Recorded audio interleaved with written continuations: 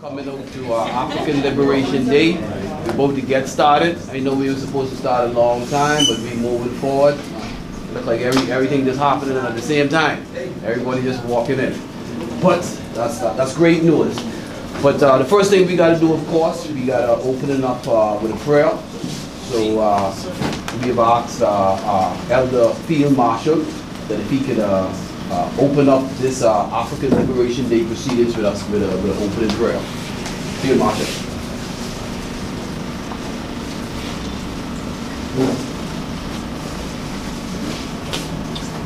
Reverence.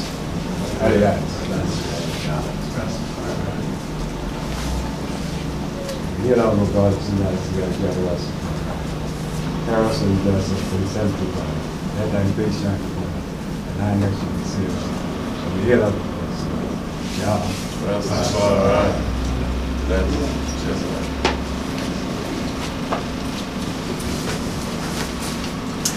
Brothers and sisters, we're going to get right into it. Today is African Liberation Day, and my name is Alex Molly. This event is being hosted by the House of Rastafari and the Africans United Coalition. The House of Rastafari meets on Palima Street every Tuesday. The different members who are here who are part of that organization. It's a coalition of all the different, the various Rastafarian organizations in the Bahamas. So that's what the House of Rastafari coalition is. The Africans United Coalition is an organization of all, some African-centered organizations in the Bahamas. So those two coalitions came together and we're hosting African Liberation Day.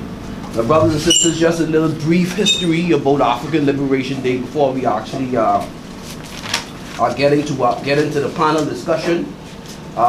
Normally, when people think about African Liberation Day, we normally think about, you know, Marcus Garvey, George Padmore, persons who would have started the Pan-African movement in the 1930s and the 1940s.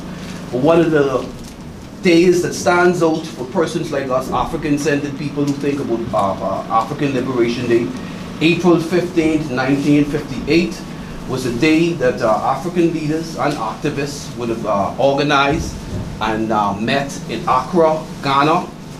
And it was the first, what was so significant with April 15th, 1958, Pan-African conferences had taken place before, but this was the first Pan-African conference that had actually took place on the continent of Africa. So it was a very significant conference for the whole Pan-African movement, and it did stimulate the Pan-African movement.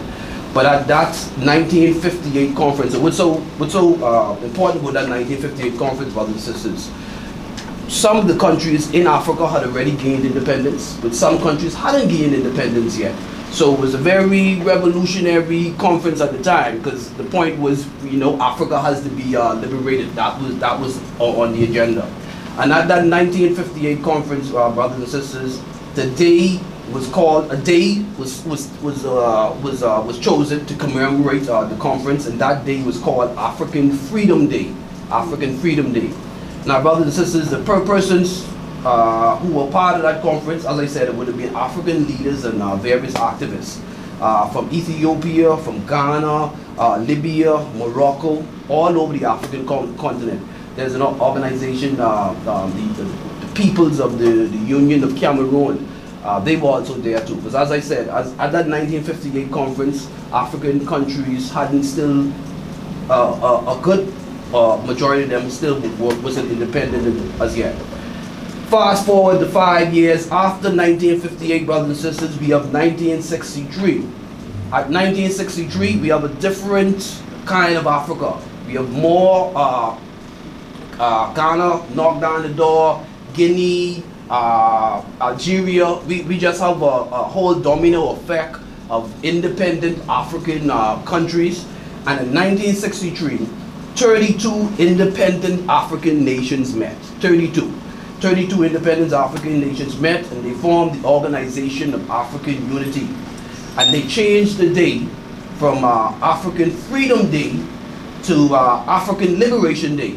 which would now be commemorated May 25th, of every year. And but the first one, if we could call it the first one, would be May 25th, 1963, as African Liberation Day. So the day went from African Freedom Day to African Liberation Day.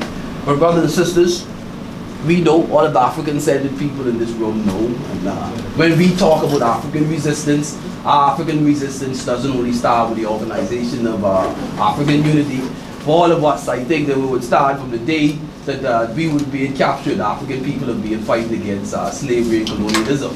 From the day that the first African was laid a hand on, I think that we could say that our resistance would have started from then. I think our resistance would have started from 1804, from Haiti. I think it would have started with Garvey, you know, all of the names that we are aware of. All the movements would have happened in the 60s. The Black Power movement, movements in the Caribbean, movement to end colonialism. My brothers and sisters, we not only speak about African Liberation Day to hold up those moments and those revolutionary movement that we want to keep in our minds, but we also hold up African Liberation Day to remind us that the struggle is not over. That those same people who we hold up, they were assassinated, they were murdered, governments were overthrown. You know, Kwame Nkrumah, one of the greatest Pan-Africanists, some would say the father, modern day father of Pan-Africanism, he was overthrown. Malcolm X was assassinated. Martin Luther King was assassinated. You know, the New Jewel movement in Grenada was overthrown. The U.S. came into Grenada and overthrew the New Jewel movement. So not only do we hold up the day to say that, you know, this is what we are fighting for, we also recognize that the struggle continues. That movement was defeated. Some people don't like to say that, but that movement was defeated, and we need to keep the struggle going. We need to keep the struggle going, and the struggle continues. So brothers and sisters, for us, that's what African Liberation Day is. And you were part of the movement that is being used in African Liberation Day to contribute to the struggle, to raise the level of political awareness for African people worldwide. That's in Africa and straight through the diaspora. You know, so we just wanted to break down a little bit of history of what African Liberation Day is and why we are here, and why we holding up this day. So the next thing, brothers and sisters, we wanted to go directly into our panel discussion. We have a good panel selection of panelists who are here today. We have Dr. Jacinta Hicks. We have Ras Elder James Roll, Ras Bongo Ian Mora, Brother Netta and Anku, and Pastor Anku Sarah. So we have a panel of distinguished persons who are from various parts of our community, from education to business to actually opening up African-centered churches. So we have a good panel. The things that we're going to be discussing today: reparations, education, spirituality, economics, justice. So there's going to be also a question and answer period for persons to, you know, to ask the audience, ask the panel some questions, you know, and we want this to be an informal setting, you know. But brothers and sisters, let's get straight into it. So can I call Dr. Jacinta Hicks to the panel, please? We all know Dr. Hicks. She's the founder of this great school. Thank you very much. And we have Ras Elder James Roll.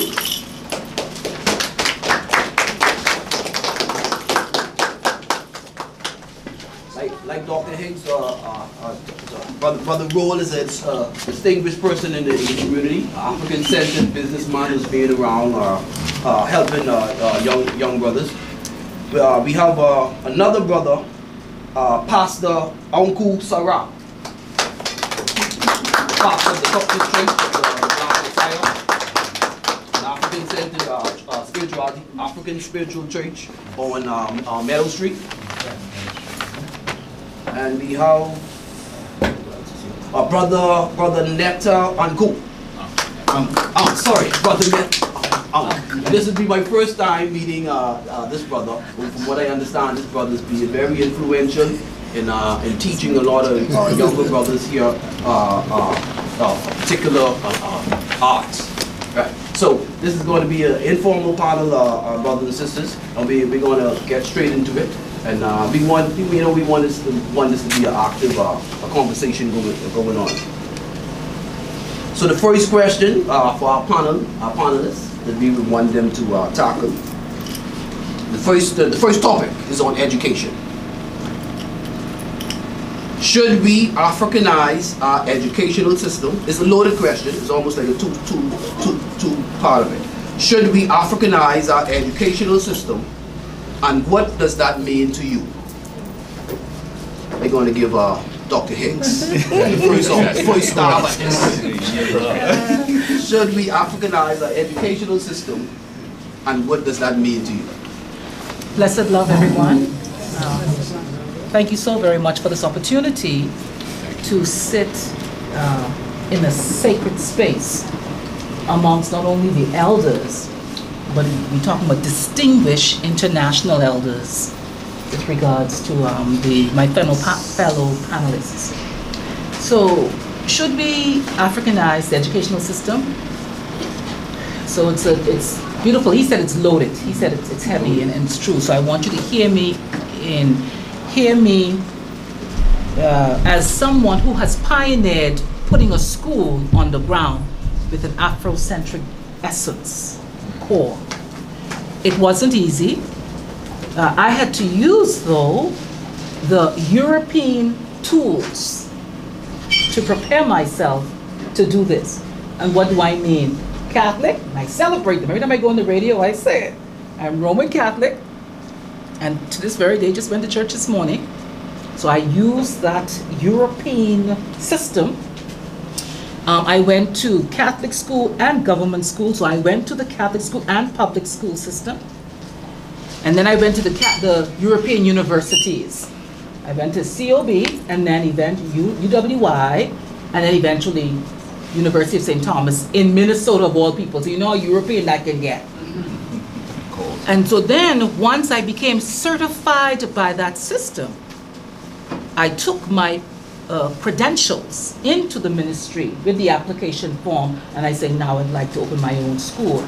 And finally, though, I allowed the Europeans to, as it were, endorse Afrocentric curriculum. What do I mean? My dissertation is on how the colonial education caused us to have African amnesia.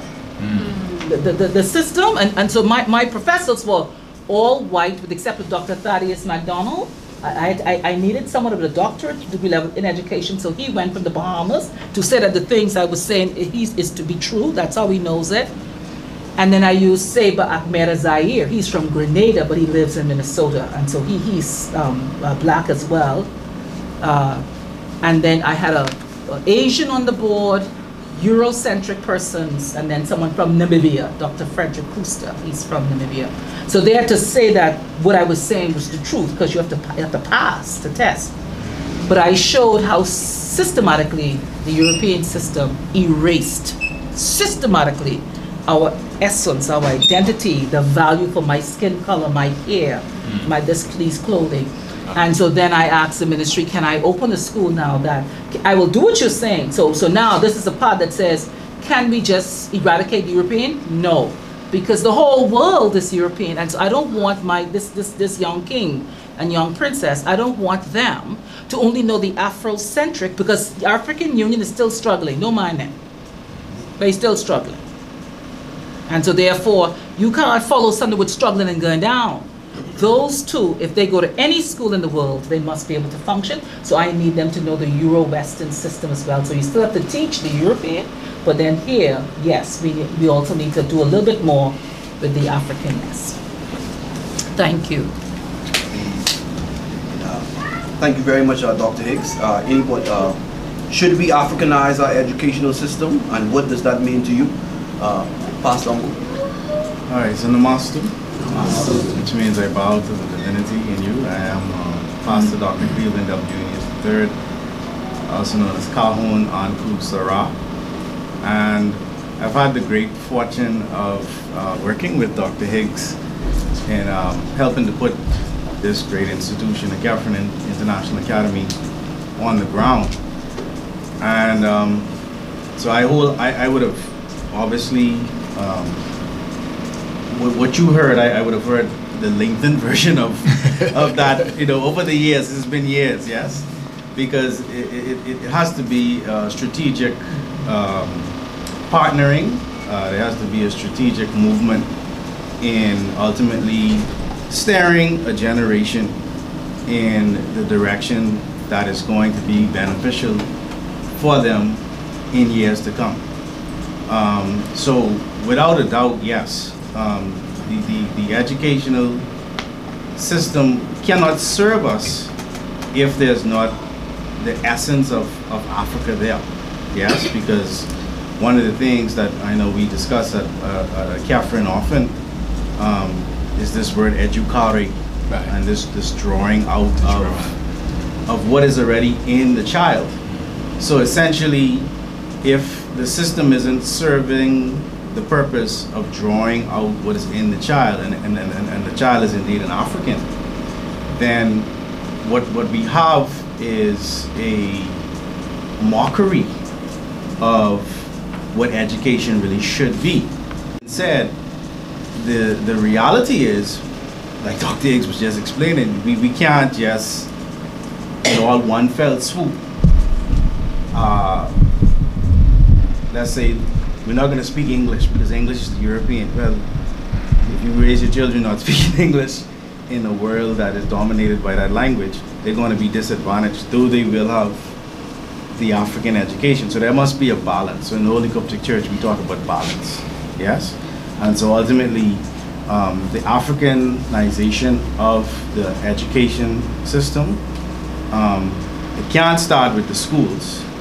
It has to really start at the level of our leadership within the country, so that as we move, the systems or the education that the child is receiving is valued. You understand? When they come out and they say have an African education, there's, if not a job waiting for them, an opportunity for them to start a business or start grow an economy around that education. Because if that education isn't valued, then you have a nice education that is essentially yours, but then it's like having a boat without water. You really can't go anywhere with it. So there's always, that's why we need in this day and time elders such as those on the panel, those who may be watching, those who may be in the audience, to assist with the strategic putting in place of that education. Yeah. Russell, James Road. Greetings in the name of His Imperial Majesty Emperor Haile Selassie I, Hotel people. That is so profound. The fact of the matter is that Africa, you're not African because you was born in Africa. You're Africa because Africa was born in you. And that reality speaks that if you don't know your educational system as an African, trying to repatriate back home is useless. But you must also know the enemy.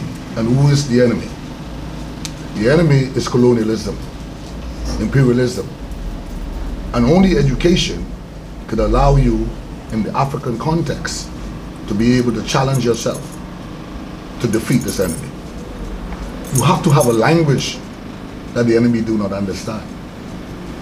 And only you could be able to translate that language amongst yourself.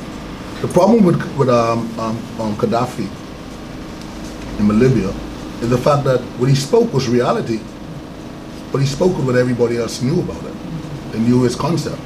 He wanted Africa to have their own system of governance, their own wealth system, and so they assassinated him because of that. He spoke it too much amongst the wrong set of people. So I believe that, like the doctor said, and my panelists said, you have to train the students in Africanism from an early stage. They must know it from early stage. Because what we have in our Caribbean country, and even in Africa, is colonial students. All of the leaders are colonial students who are running our government, all of them. And they answer to the Queen. We are not divided in colonialism. We are all capturing that, and it still exists. So we might believe we are independent. Those words independence is a serious word. We are not independent. You see, independent is when you free yourself from mental slavery and all of these things. But what they did, they gave us a letter of doctrination and make us indoctrinate ourselves even more for thousands of years. Willie Lynch spoke about that. We don't need anyone to make us a slave. We are making our own self a slave. And so that indoctrination continues. But if we reverse that and start to train our youth, when they become leaders, then you have these great Pan-Africanism, because they know it from a younger stage. You can't train a whole man all of these things because it's useless to them. But the youth, like I said, and what Dr. Higgs is doing, is very profound. And she must recognize that she will be challenged by the status quo. That's normal. Once you start to talk about Africanism, or when African people come together, you become a threat to colonialism. They want to know what's your next move, what's your plan. You see, so I'm agreeing with her, I'm agreeing with this panelist, and letting you know that yes, we have to train our children in Africanism, and they have to start early, but at the same time, they must know who the enemy is. Because far too much of our young people are beating up and killing themselves like they're the enemy because they're traumatized. They have 400 years of traumatization. And for you to take up a gun and shoot another black brother, that's traumatization. You see? But if you had that kind of strength and power, you need to know who the enemy is. And to pull your resources together to deal with the enemy. So I'm agreeing with that. Yes, we need to do that. And we need to do it quicker before or later. That's it. Brother Netta, should we Africanize our educational system, and what does that mean to you? Hotep family. Hotep. First of all, let me say it's an honor to be here. Each of these people that I'm on the panel with have had an inspiration in my life over the years, so it's kind of ironic, surreal for me to have this type of moment. Meeting somebody on the track in America, for instance, who, you know what I mean? We just connected. He's from one school, I'm from another school. I didn't even know Uncle was in him at that time, but I shortly became aware of that. But we didn't even know we were on the same vibration on that level, and it just started kindling. And then being invited here and meeting, I'm going to call you Mama Jacinta Higgs for now, and seeing this work, because, and I'm going to get into this, I actually have the unusual opportunity to travel the world. So I actually get to see African-centered schools and all that in all their various, in a lot of different settings. Mm-hmm. So I could say that, one, you in the Bahamas don't know what you have here. Mm-hmm. Because you literally are sitting on the top of the African-centered mountain right here in terms of what she's doing with the educational process. Mm-hmm. And that's from somebody who sees it in I live in Atlanta, and that's one of the major areas for always. And then this gentleman right here, from, I could say almost from birth, has been my inspiration, because James Roll is actually my uncle in real life. Right. And I've actually, observed his progression in life from starting out with nothing, and I've observed it, and having that as an example that it can be done even when you look like this in the Bahamian context is amazing. And I think there's a lot of wisdom that comes from somebody who actually does it, and all of you here do it. Like, you're doing it. This separates us from the talkers. I grew up in a generation of talkers, people who, people around me who can talk Africa, I mean, all day long. Just, they can talk it. But when you say, okay, let's take 2 steps, they fall flat on their face. And so usually when you find the people who actually are proactive in taking those steps, the conversation is very different. Very, very different. Because the challenges become real. And the process becomes real at that point, right? And so to see what Uncle is doing with the Cryptic Church of the Black Messiah, Again, it's a jewel in the Bahamas. It absolutely is. All right? So you got a lot to, I just want to start off by saying to everybody, you have, don't let the numbers and all those kinds of things fool you about what you have. You have the makings of something really profound. And if you can keep this type of formation where you're coming together, where we're coming together and working, then you can change the world. So to say now, a couple of things about this idea of Africanizing. Should we Africanize education? We have to be very clear that this is about Africanization of the planet, about an African global order. Human existence begins in an African global order.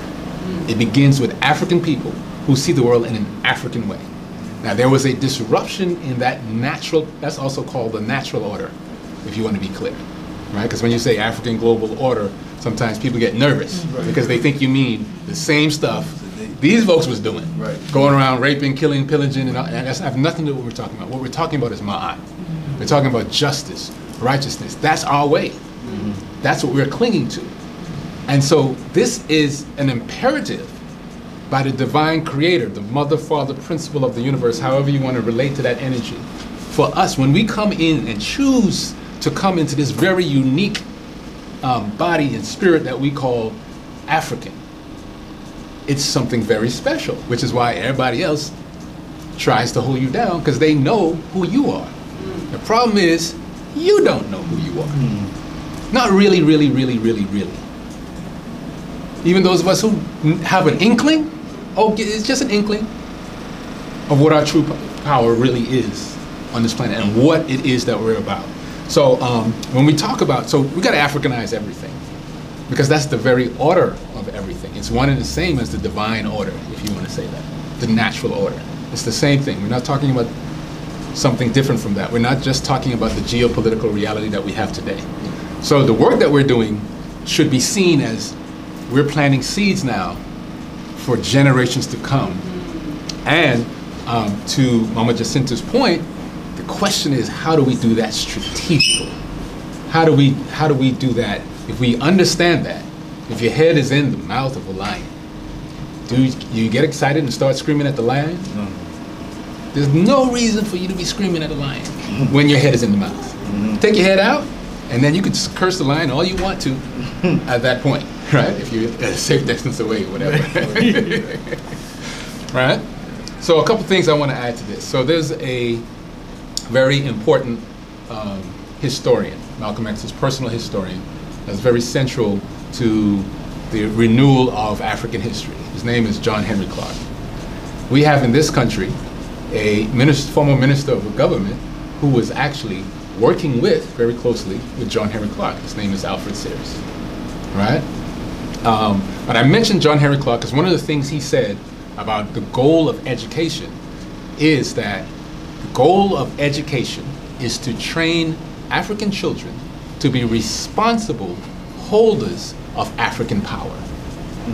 That's a word we're scared of. We're scared of power. We have a deep-seated power phobia.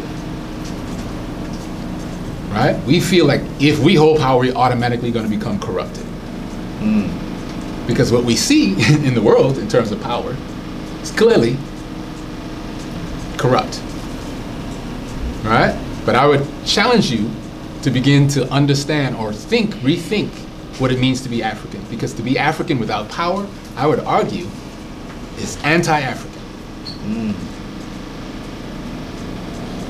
So this comfortability with powerlessness, relative powerlessness as African people, should make you very uncomfortable. That's very, I think, very important. I think all of the panelists have answered the question to the point, and I think that the second question will give us a better insight into, and all of you individually, and also our audience can better understand you.